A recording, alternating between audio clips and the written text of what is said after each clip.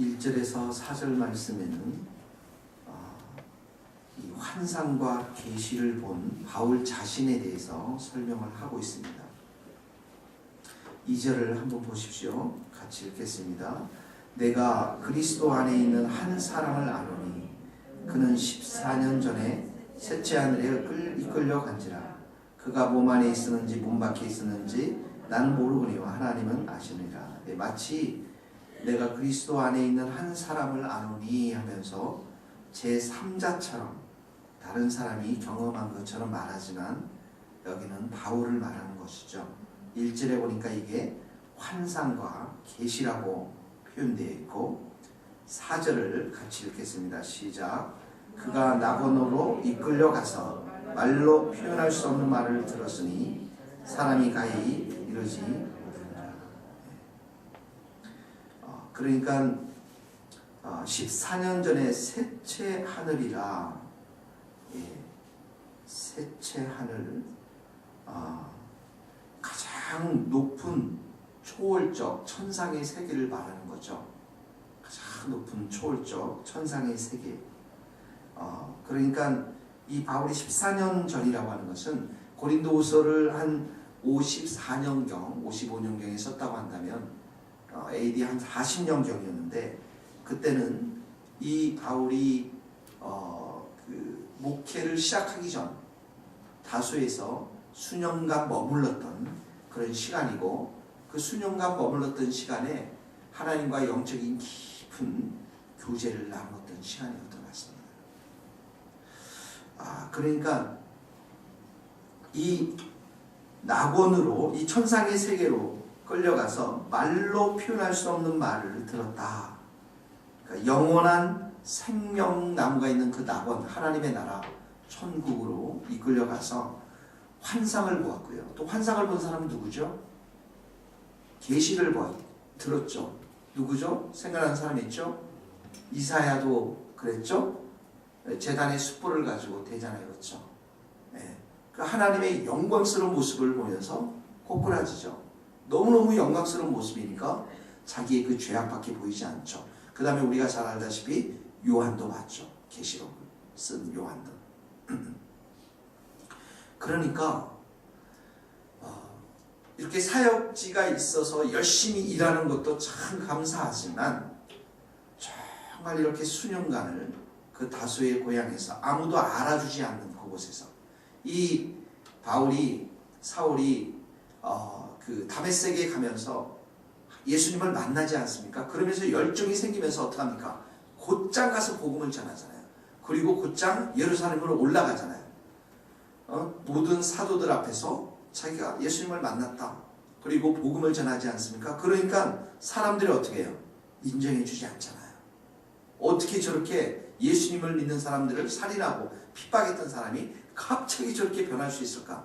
그러면서 나온 게 고향으로 낙향하고 그러죠. 그리고 아라비아 광야에 가고 그리고 그곳에서 수년 동안을 보내게 되는데 그 수년 동안 여기 오늘 말했던 환상과 계시의 사건을 이야기하고 있습니다. 4절에 보니까 낙원으로 이끌려가서 말로 표현할 수 없는 말을 들었으니 그러니까 이 환상과 계시가 무엇인지 천국이 어떤 것인지 도저히 설명할 수 없는 그런 경험을 본인이 했다는 것이죠.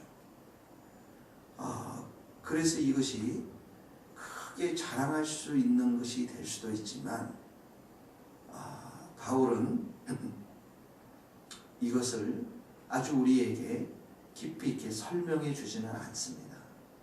여러분들 한번 생각해 보세요. 천국을 갔다 왔다.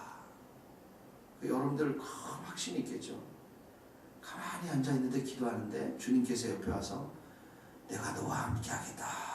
이 말만 들어도 막 눈물이 나고 그 음성이 평생 잊지 못할 귀한 음성이 될 텐데 그 환상과 계시를 보았다고 생각해 보십시오. 들었다고 생각해 보십시오. 얼마나 큰 믿음과 확신과 이런 것이 생겨났겠습니까? 그런데 바울은 이런 것들을 깊은 체험이 있었고 깊은 영적인 체험이 있었고 정말 주님과의 깊은 교제가 있었지만 이런 부분들을 자랑한 것이 아니고, 우리 같으면 충분히 자랑할 수도 있고 간증할 수도 있고 그렇게 했는데, 그렇게 하지 않고 바울이 자랑하고 있는 것은 자신의 연약함들을 내가 자랑하겠다, 이렇게 고백하고 있습니다. 자, 5절에 보면 이런 말씀이 있어요. 내가 이런 사람을 위하여 자랑하겠으나 나를 위하여는 약한 것들 외에 자랑하지 아니하리라. 마치 이런 환상과 계시를 주신 그런 낙원이 있는 것들에 대해서 내가 자랑하지만 나를 위해서는 약한 것을 자랑하고 있는데, 그 약한 게 무엇이냐면 구체적으로 하나 이야기가 나오죠. 7절에 나오죠. 7절 8절을 같이 한번 읽겠습니다. 시작.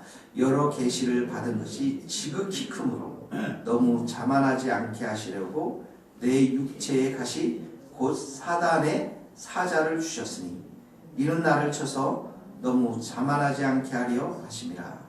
이것이 내게서 떠나게 하기 위하여 내가 3번 주께 간구하였더니. 여러 계시, 환상을 받은 게 너무 크기 때문에 자만하지 않게 하기 위해서, 교만하지 않기 위해서 내 안에 뭘 줬다고요? 육체의 가시를 주었다. 근데 육체의 가시가 뭐라고 그랬어요? 사단의 사자라고 표현했어요.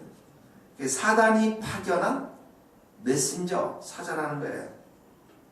그러니까 이 사도의 육체 가운데 사단이 보낸 이 메신저, 사자가 들어와서 가시처럼 찌르고 있으니까 얼마나 고통스럽겠습니까? 그러죠.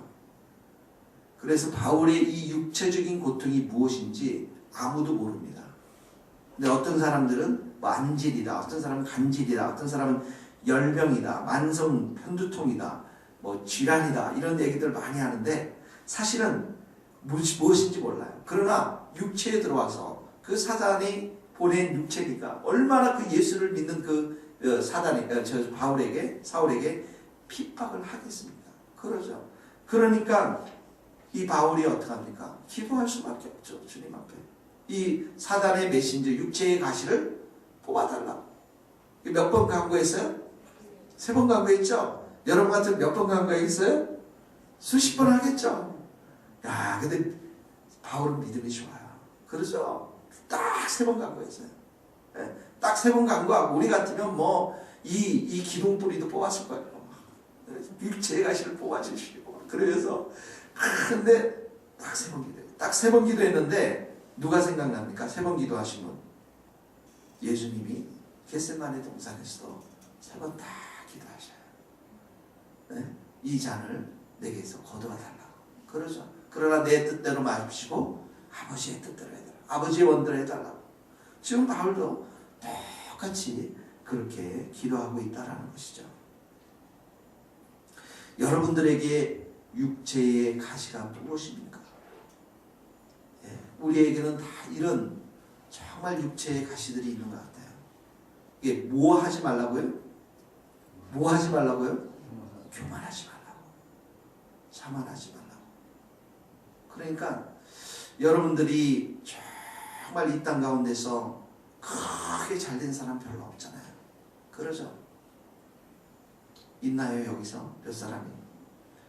왜 그렇습니까? 교만하지 말라고. 자만하지 말라고. 그러죠? 주님께서 우리에게 다 육체의 가시를 다 남겼어요. 어떤 사람에게는 이게 아내가 될 수가 있고, 어떤 사람에게는 남편이 될 수가 있고, 어떤 사람에게는 자녀가 될 수가 있고, 어떤 사람에게는 자기 자신의 정서적인 불안함이 될 수 있고, 어떤 사람에게는 자기 자신의 여러 가지 다양한 것들이 있어요. 근데 이게 찌를 때마다 어떡합니까? 내가 교만할 수 없구나. 내가 주님 앞에 엎드릴 수밖에 없구나. 내가 주님의 존전에 기도할 수밖에 없구나. 제가 어제 엄청 피곤했거든요. 여러분, 저도 애비입니다. 크리스마스 때 아이를 위해서 뭘 해줘야 되잖아요. 그리고 나서 집에 10시에 들어갔더니 도저히 피곤하더라고요.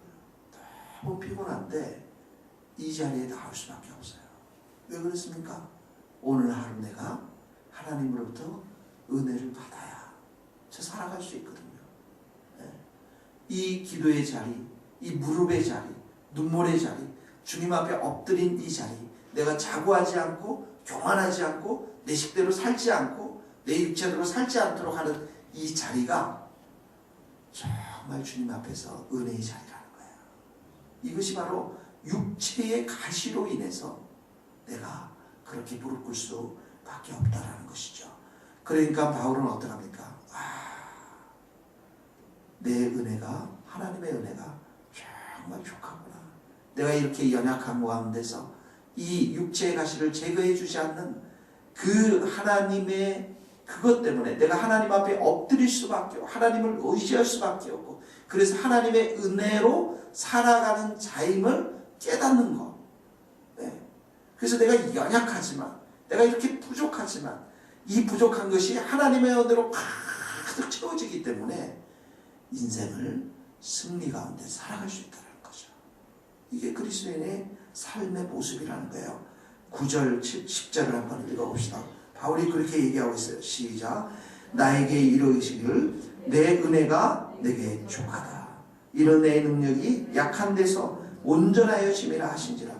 그러므로 도리어 크게 기뻐함으로 나의 여러 연약한 것들에 대하여 자랑하리니 이는 그리스도의 능력이 내게 머물게 하려 함이라. 그러므로 내가 그리스도를 위하여 약한 것들과 능력과 궁핍과 박해와 곤고를 기뻐하나니 이는 내가 약한 때에 강함이라. 보십시오. 내 은혜가 내게 족하다. 어떨 때? 우리가 약할 때 그리스도의 능력이 내 안에 머물므로 인해서 내가 강해진다는 거예요. 굉장히 역설적이죠, 여러분. 나는 약한데, 나는 부족한데, 나는 아무것도 할 수 없는데 그리스도의 능력이 내 안에 부어지니까, 그리스도의 지혜가 부어지니까, 그리스도의 말씀이 부어지니까, 그리스도의 그 성령의 충만한 은혜가 내가 부어지니까 내가 강해진다는 거예요. 그래서 내 안에 능력이 있고 궁핍이 있고 박해가 있고 곤고함이 있는, 그래서 내가 약할 수밖에 없는데 약해지지 않고 강해지더라는 거예요. 기뻐함이 내 안에 넘쳐난다는 것이죠. 예수님께서 말씀하십니다. 사람으로는 할 수 없어되 하나님으로는 다 할 수 있느니라. 여러분의 사업, 여러분의 가정의 문제, 사람으로는 할 수 없어요. 근데 어떻게 합니까? 하나님으로는 할 수 있어요. 대저 하나님의 모든 말씀은 능치 못함이 없느니라. 하나님이 한번 말씀해주면 게임이 끝나는 거예요. 그러죠, 여러분? 여러분들이 지금 가지고 있는 많은 기도, 하나님이 한번 말씀해주면 끝나는 거예요. 뭐 엄청난 풍파도 하나님이 한번 말씀하시면 잠잠게 되어지고, 죽은 자도 살려주는 그 능력의 하나님의 말씀, 이 하나님의 말씀이 내 귓가에 때려야 되고 내 마음 가운데 채워져야만, 이게 바로 은혜라는 거예요. 이것으로 인해서 내가 살아갈 수 있다는 것이죠. 고린도전서 1장 27절에도 하나님께서는 세상의 미련한 것들을 택하사 지혜 있는 자들을 부끄럽게 하시고 세상의 약한 것들을 택하사 강한 자들을 부끄럽게 하는 것이다. 그러므로 오늘 여러분들 마음 가운데 하나님의 이 능력, 그리스도의 능력을 강하게 사모할 수 있기를 바랍니다. 두려워 말라, 내가 너와 함께함이니라. 놀라지 말라, 나는 내 하나님이 됨이니라. 내가 너를 굳세게 하리라. 참으로 너를 도와주리라. 참으로 나의 의로운 손으로 너를 붙들리라. 이사야서 41장 10절 말씀입니다. 하나님의 말씀이, 하나님의 능력이 우리 안에 채워져야 돼요. 이 은혜라는 것이죠. 그래야 여러분의 가정도 살아나고 일터도 살아나고 여러분의 영혼도 살아나게 될 줄로 믿습니다. 기억하십시오. 내 은혜가 내게 족하도다. 이는 내 능력이 약한 데서 온전하여 짐이라. 그래서 바울이 어떻게 했습니까? 크게 기뻐했다고 생각해요. 9절에 보면 내가 크게 기뻐했다. 나는 약하지만 그리스도의 능력이 있기 때문에 내가 살아가는구나. 크게 기뻐했다는 거예요. 같이 기도하시겠습니다.